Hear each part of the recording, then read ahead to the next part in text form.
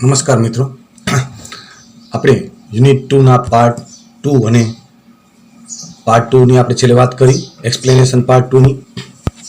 આજે આપણે લાસ્ટ જે પાર્ટનો ભાગ છે એ એક્સપ્લેનેશન પાર્ટ 3ની આપણે વાત કરશું.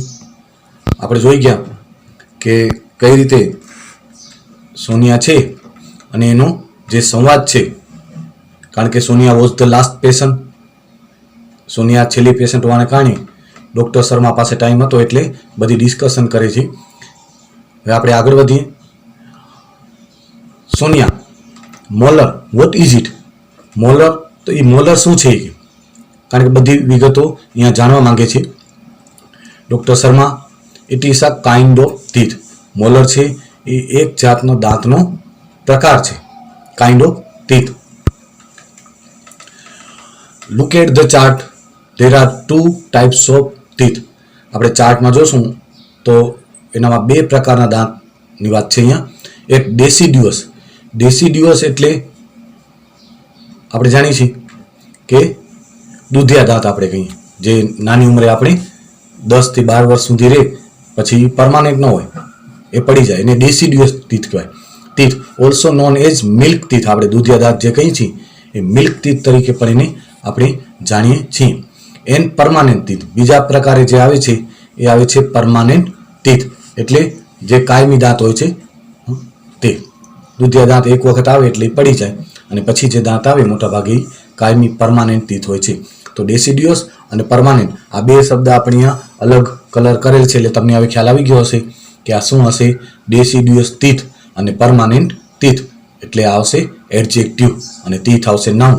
અને ટીથમાં આપણે ધ્યાન રાખવાનું છે ટૂથનું બહુવચન છે આ, TOOTH. ટૂથ એનું બહુવચન TEETH, ટીથ. એવી રીતે FOOT, ફૂટ, એનું બહુવચન FEET, ફીટ. એવી રીતે ઘૂસ, GOOC અને GWAC, એટલે ડબલ ઓનું ડબલ E અમુક જગ્યાએ નામના બહુવચનમાં થાય છે, એ આપણે ધ્યાનમાં રાખવાનું છે. Deciduous teeth also known as milk teeth and permanent teeth, એટલે જે કાયમી દાંત આવે છે તે.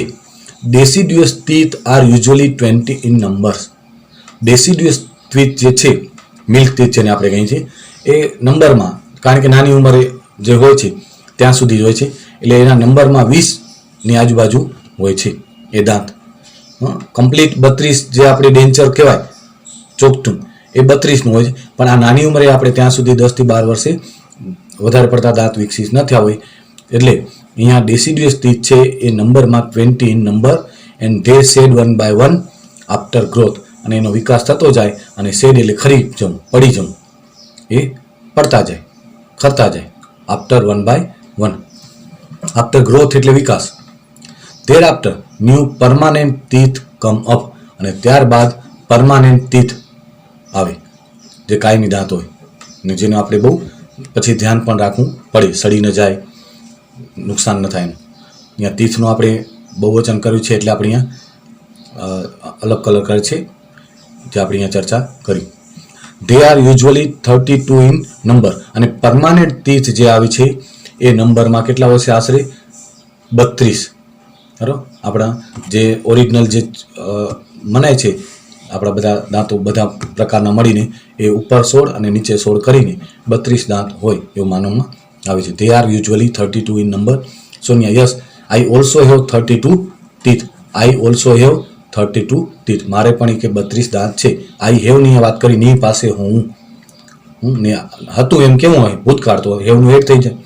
ઘણી વખત પેરેગ્રાફને તમને એમ લખેલું આવે પાસ્ટ ટેન્સમાં ચેન્જ કરો, તો પાસ્ટ ટેન્સ એટલે પછી જેને કહેવાય કે સિમ્પલ પ્રેઝન્ટ હોય તો એનું સિમ્પલ પાસ્ટ કરાય, એવી રીતે પ્રેઝન્ટ કન્ટિન્યુઅસ હોય તો પાસ્ટ કન્ટિન્યુઅસ કરાય, પ્રેઝન્ટ પરફેક્ટ હોય તો પાસ્ટ પરફેક્ટ કરાય, હેવ હોય તો હેડ કરાય, ઇઝ એમાનું વોઝ વેર કરાય. એટલે આપણે પાસ્ટ ટેન્સમાં એટલે જે કાળ હોય એનું પાસ્ટ કરવાનું, એવી રીતે પણ આવે છે. 10મા ધોરણમાં ઘણી વખત એ પાસ્ટ ટેન્સ લખેલું હોય, ને બધા પ્રકારની વાક્યના મિક્સ હોય. એક વાક્ય સાદા વર્તમાન કાળનું, એક ચાલુ વર્તમાન કાળનું, એક હેવેજનું હોય, એક ટુ બીના ઇઝેમાના રૂપનું હોય. તો આપણે એના જે આવતા હોય એના પછીના પાસ્ટ ટેન્સ કરી નાખવાના હોય. But they are all not the same, પણ બધા જ જે દાંત છે એ સરખા નથી હોતા. આપણા બધા દાંત છે એ અલગ અલગ પ્રકાર પણ હોય છે, અને અલગ અલગ એના વર્ક કામ પણ હોય છે. Doctor Sharma, they are in different shape, size and function. એ શેપમાં, સાઇઝમાં અને ફંક્શનમાં એ અલગ અલગ દાંત આપણા હોય છે. શરૂઆતના જે દાંત બહુ શાર્પ હોય, બરાબર, ઇન્સાઇઝર્સ, એ આપણે ફૂડનું કટિંગ કરવા માટે કામ આવે. પછી જે પાછળના જે મોલર્સ આવે છે એને ગ્રાઇન્ડિંગ, દળવાનું, એટલે કે એકદમ આપણે એને ચાવવા માટે કામ આવે છે. તો they are different in shape, size and function. Shape એટલે આકાર, સાઇઝ એટલે કદ અને ફંક્શન એટલે કાર્ય. There are 4 ઇન્સાઇઝર્સ. 4 ઇન્સાઇઝર્સ આવે, 2 કેનાઇન્સ આવે, 4 પ્રીમોલર્સ એન્ડ 4 or 6 મોલર્સ ઇન ઇચ. જો દરેક જડબામાં 4 છે એ ઇન્સાઇઝર, જે આગળના દાંત, તીક્ષ્ણ દાંત હોય છે શાર્પ, એને ઇન્સાઇઝર કહેવાય. 2 કેનાઇન્સ આવે બાજુમાં. પછી શરૂઆતની દાઢને આપણે પ્રીમોલર્સ કહીને સૌથી છેલ્લી દાઢ આવે એને આપણે મોલર્સ કહીએ. અહીંયા તમે ચાર્ટમાં જોઈ શકશો. તમે જો પ્રાઇમરી ટીથ અને સેકન્ડરી ટીથ અહીંયા આપ્યું છે, જે ચાર્ટમાં આપ્યું છે ને, આ ઇન્સાઇઝર્સ એટલે આ જે 4 છે, ગ્રીન કલરના 4 તમને દેખાય છે એ ઇન્સાઇઝર્સ છે. એ બહુ શાર્પ હોય ઇન્સાઇઝર છે. પછી તમને જે આપ્યું છે ને એ આ 2 કેનાઇન્સ છે, બરાબર, દેખાય છે. આ કેનાઇન્સ છે. કેસરી કલરમાં, જે સેફ્રોન કલરમાં, ઓરેન્જ કલરમાં જે આપ્યું છે એ કેનાઇન્સ છે. આ 4 ગ્રીન કલરમાં ઇન્સાઇઝર્સ છે. પછી જે આપ્યું છે એ તમને પ્રીમોલર્સ, આ પ્રીમોલર્સ છે 4. આ ઇંચ જો કહેવાય ને, એક જડબું કહેવાય. આ પ્રીમોલર્સ અને આ છે મોલર્સ, બરાબર. તો આવી રીતે આપણું આ ડેન્ચર છે એ આવી રીતે બનેલું હોય છે. એટલે આપણે ખ્યાલ આવી ગયો હશે. આ મોલર્સ, એના પહેલાં પ્રીમોલર્સ, પછી કેનાઇન્સ અને ઇન્સાઇઝર્સ, બરાબર. આ ઇન્સાઇઝર, પછી કેનાઇન્સ, પ્રીમોલર્સ, મોલર્સ. એટલે આવી રીતે દાંતનું તમને ચોખ્ઠું હોય છે. એટલે આ 4 પ્રકારના દાંત આપણે જે છે એ ધ્યાન રાખવાનું છે. 4 એના ફંક્શન પણ આપણે અલગ હોય છે. તો આપણે જોઈ ગયા હવે કે doctor Sharma they are different in shape and size and function. They are 4 ઇન્સાઇઝર્સ, આપણે કલર જોયો.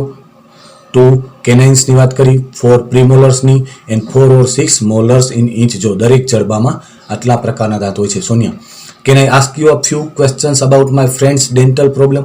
હું મારા મિત્ર છે એના ડેન્ટલ પ્રોબ્લેમ વિશે થોડા પ્રશ્ન પૂછી શકું? અહીંયા પ્રશ્ન છે, કેનથી પ્રશ્ન છે એટલે આપણે ખબર પડી ગયો છે. એબિલિટી, ક્ષમતા, એનું ફંક્શન, અને શકું છું, શકીએ છીએ એના સંદર્ભમાં. અને આ ઇન્વર્જન ક્વેશ્ચન, ઉલટ પ્રશ્ન છે. Doctor Sharma, oh sure dear. Sonia, Puja, one of my. અહીંયા જો વન ઓફની વાકેટ ના આવે છે, ખાસ ધ્યાન રાખવાનું છે. વન ઓફ એટલે ઘણા બધામાંથી એકની વાત કરવાની હોય. ત્યારે વન ઓફની વાકેટ ના આવે ત્યારે નામનું બહુવચન આવે. વન ઓફ માય ક્લાસમેટ્સ આવ્યું અહીંયા, એટલે ઘણા બધા ક્લાસમેટ્સમાંથી એક ક્લાસમેટની વાત આવે. અને પછી એનું ક્રિયાપદ પણ એક વચનમાં આવે. આ તો ભૂતકાળનું વાક્ય છે એટલે એને જેને કહેવાય એક વચન બહુવચન સાથે ક્રિયાપદ ચેન્જ નથી થતું, પણ ઘણી વખત એનું ક્રિયાપદ પણ એક વચનમાં આવે. આ બાબતો તમારે ધ્યાનમાં રાખવાની છે. વન ઓફની વાકેટ ના આવે ત્યારે કઈ બાબત ધ્યાન રાખવાની? એક તો એની સાથે નામનું બહુવચન આવે એટલે ઘણા બધામાંથી એકની વાત કરવી છે, અને વાત એકની કરવી છે એટલે ક્રિયાપદ એક વચનમાં આવે. આ ખાસ ધ્યાન રાખવાનું છે, બરાબર. તો one of my classmates slipped off a staircase, દાદરામાંથી લપસી પડે છે. And she has some fractured teeth, અને કેટલાક દાંત એના તૂટી ગયા છે. ફ્રેક્ચર્ડ એટલે તૂટી જવું. વોટ શુડ સી ડુ, એને શું કરવું જોઈએ? અહીંયા શુડ આવે એટલે અહીંયા આપણે એડવાઇસ, સલાહ આપવા માટે, સલાહ જાણવા માટે, શુડથી પ્રશ્ન પૂછીએ આપણે, અને સલાહ આપવા માટે એટલે એનું ફંક્શન આવે તો એડવાઇસ, ગિવિંગ એડવાઇસ આવે. વોટ શુડ સી ડુ, તો આપણે ખબર છે આ WH ક્વેશ્ચન શુડથી બનેલું છે.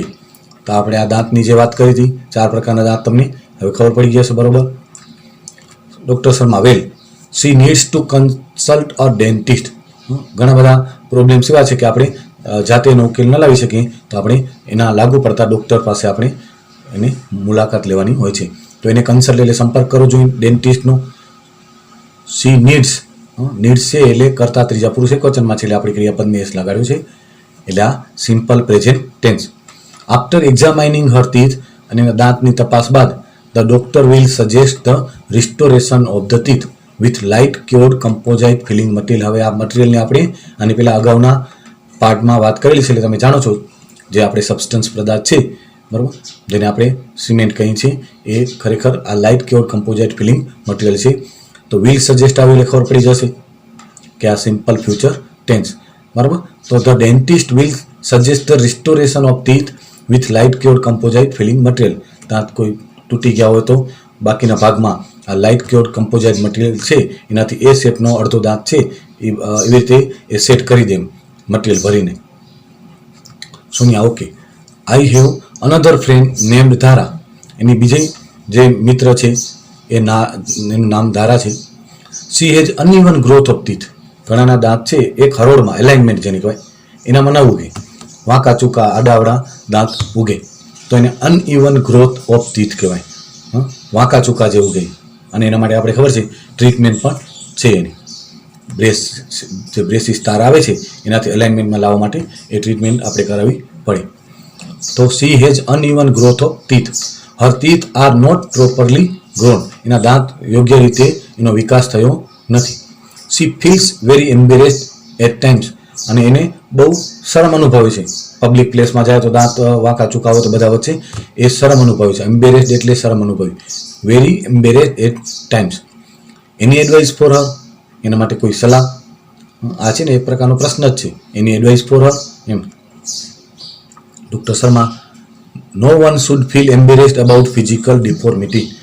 એક બાબત એ છે ડૉક્ટરની સલાહ કે ક્યારે પણ કોઈ વ્યક્તિને કોઈ શારીરિક ખામી હોય, ફિઝિકલ ડિફોર્મિટી એટલે શારીરિક ખામી, તો એનાથી આપણે ક્યારેય શરમ અનુભવવી જોઈએ નહીં. ઘણા બધા લોકો છે એ હેન્ડીકેપ્ડ હોય તો એ જે આપણી ખોટ ખામી ડિફોર્મિટી છે એને આપણે પ્રેમથી સ્વીકારીને આપણે આપણું જીવન જીવવાનું હોય છે. એનાથી દુઃખી થવાથી આપણે ક્યારેય એ ખામી અમુક એવી છે પરમાનન્ટ કે એ ક્યાંય નાબૂદ નથી થઈ જવાની, દૂર નથી થઈ જવાની ખામી. એને આપણે સ્વીકારીને જીવન જીવવાનું હોય છે.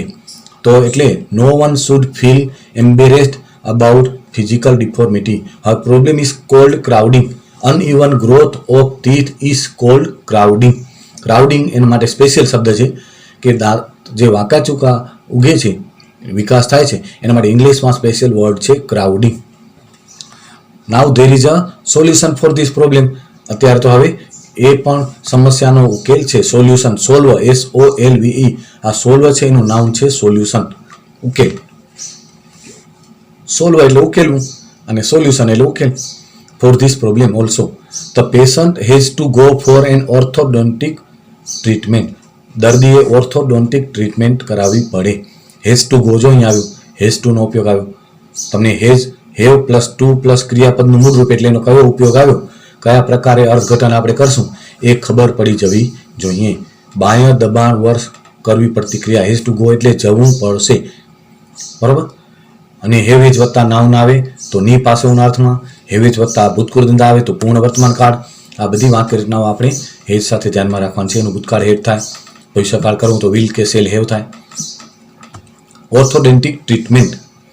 The braces will bring her teeth in proper alignment. Braces એટલે તાર આવે છે, એ તાર વાંકા ચૂકા દાંતને એવી રીતે સેટ કરી દે કે પછી અમુક મહિના બાદ એને bring her teeth in proper alignment, એક અલાઇનમેન્ટમાં, એક યોગ્ય હરોળમાં લાવી દે.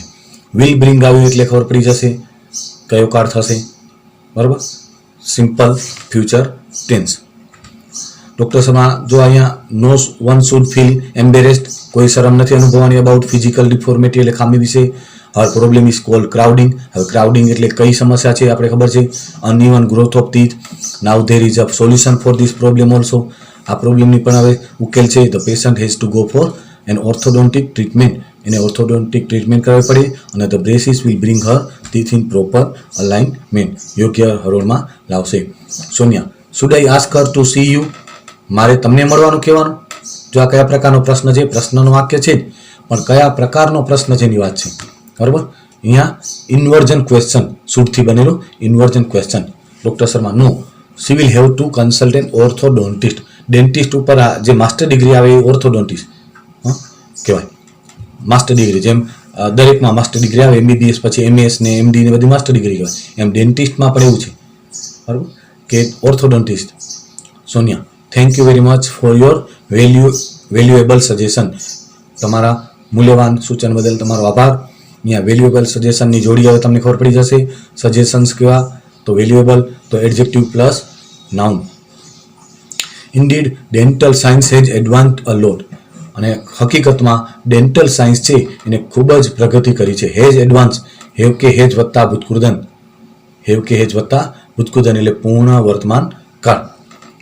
A lot, I will ask her to consult an orthodontist. હું તેણીને ઓર્થોડોન્ટિસ્ટનો સંપર્ક કરવાનું કહીશ. Now I am thinking of taking a project on dental health. હવે હું ડેન્ટલ હેલ્થ ઉપર પ્રોજેક્ટ લેવાનું વિચારી રહી છું. આઈ એમ થિંકિંગ આવ્યું, ઇઝી મારવતા આઈએનજી, પ્રેઝન્ટ કન્ટિન્યુઅસ ટેન્સ, અને એનું પાસ્ટ કન્ટિન્યુઅસ ટેન્સ કરવું હોય તો શું કરવું પડશે? માત્ર ઇઝીમાની જગ્યાએ વોઝ વર્ક કરવું પડશે. Project on dental health because we have to work on a project in science and, આપણે વી હેવ ટુ વર્ક આવ્યું, બાયા દબાણ કરવી પડતી ક્રિયા, on project in science and I think this is a very useful topic. અને મને એવું લાગે છે કે આ બહુ જ ઉપયોગી વિષય છે. Very useful topic. અહીંયા 3 શબ્દ નીચે આપણે અલગ કલર કર્યો છે, જે બરોબર પહેલેથી સમજીને શીખે છે. વર્ડ ફોર્મેશનને પણ ધ્યાન આપે છે. એને તરત જ ખબર પડી જશે. આ ટ્રિપલ ડબલ જોડી તો આપણે શબ્દની વાત કરી, 3 શબ્દની જોડીની પણ ઘણીવાર આપણે વાત કરી છે, તો ખબર પડી ગયો છે. આ નાઉન, નામના અર્થમાં વધારો કરી એડજેક્ટિવ, એડજેક્ટિવના અર્થમાં વધારો કરી એડવર્બ. એટલે એડવર્બ, એડજેક્ટિવ અને નાઉન, આ 3ની જોડી થઈ. એટલે ત્રણેયના ઉપયોગ તમને આવડી જાય કે ભાઈ નામના અર્થમાં વધારો કરીશું તો એડજેક્ટિવ, તેના પહેલાં એડજેક્ટિવ આવ્યું. એડજેક્ટિવના પણ અર્થમાં વધારો કરીશું તો એડવર્બ. તો આવી રીતે પણ આપણે શબ્દને સમજવાના છે. પાઠને ભાષાંતરથી માત્ર આપણે સમજીને સંતોષ નથી માનવાનું.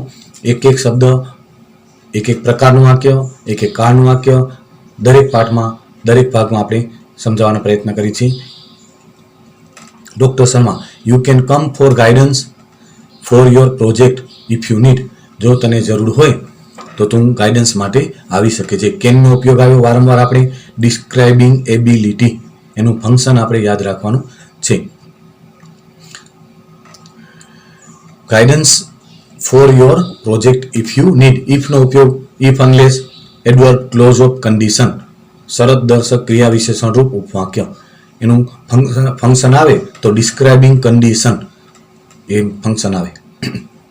Sonia, it's so nice of you. Doctor Sharma, you are welcome. તો આવી રીતે અહીંયા આપણો જે પાઠ છે એ કમ્પ્લીટ 3 ભાગ સમાપ્ત થાય છે. આખો પાઠ ફરી પાછો તમે એક વખત વાંચીને, પાછા સળંગ વાંચીને 3 પાર્ટમાં આપણે શીખ્યા હોય પછી એક વખત તમારે 3 પાઠ શીખીને એક વખત આખો સળંગ પાઠ વાંચી જવાનું. એટલે આખો સળંગ આઈડિયા તમને આવી જાય. પાઠ મોટા હોય છે એટલે એક લેક્ચરમાં, એક વિડીયોમાં આપણે પાઠનો સમાવેશ ન કરી શકીએ. એના આધારિત આપણે હોમવર્ક જે જાણો છો એ જ છે પાઠના પેરેગ્રાફ આધારિત. Filling the blanks, choosing correct words from the brackets. તો તમારે બ્રેકેટ્સમાંથી કરેક્ટ વર્ડ શોધવાના છે. અલાઇનમેન્ટ, ટ્રીટમેન્ટ અને સોલ્યુશન. બરાબર. No one should feel embarrassed about physical deformity. Her problem is called crowding. Now there is a ખાલી જગ્યા for this problem also. The patient has to go for an orthodontic blanks. The braces will bring her teeth in proper blanks. તો આવી રીતે તમારે paragraph લખી અને તમારે ખાલી જગ્યા મોઢે પૂરવાની છે. પછી તમારે એક વખત મોઢે પૂરાઈ જાય પછી જ તમારે ટેક્સ્ટ બુકમાં એ પેરેગ્રાફ જોવાનું છે કે મારી ખાલી જગ્યા સાચી પડી કે નહીં. બરાબર. તો આજે આપણે આ પાઠની અહીંયા સમાપ્ત કરીએ છીએ. હવે પછીના લેક્ચરમાં આપણે આ પાઠના જે પ્રશ્ન જવાબ છે એની આપણે ચર્ચા કરશું.